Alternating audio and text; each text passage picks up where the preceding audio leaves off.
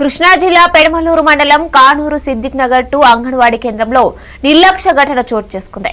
ఉదయం తల్లిదండ్రులు స్కూల్ కు పంపిన బాలుడు బయటకి వచ్చి సమీప చెరువులో పడిపోయారు. టీచర్ హెల్పర్ గమనించకపోవడంతో ఆందోళన నెలకొంది.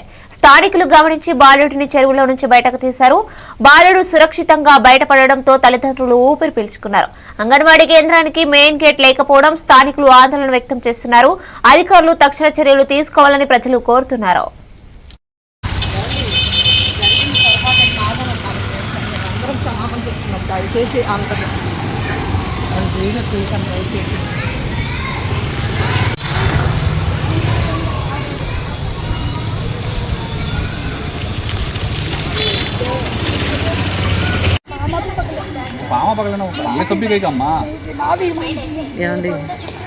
ఇప్పటికీ 3 సార్లు ఇది జరిగిన పరిస్థితి నాది.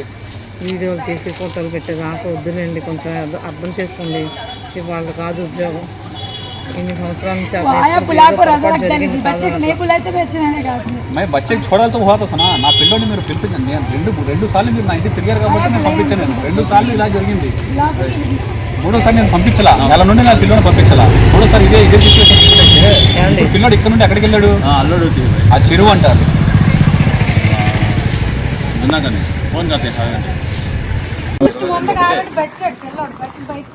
వీళ్ళు కాపాడారండి పిల్లోడిని. పిల్లోడు అటు నుండి వచ్చారు. ఏదోండి చెప్పులు కూడా ఇక్కడే ఉన్నాయి. పిల్లోడు వీళ్ళని పిల్లోడిని కాపాడిపోయి ఉంటే మా పరిస్థితి ఏంటో మేము చెప్పలేము. చాలా దారుణంగా ఉండేది. ఇదంతా కడిగారంటే వీళ్ళు. మీరు చెప్పండి అమ్మా, ఏం చేశారు అది? అది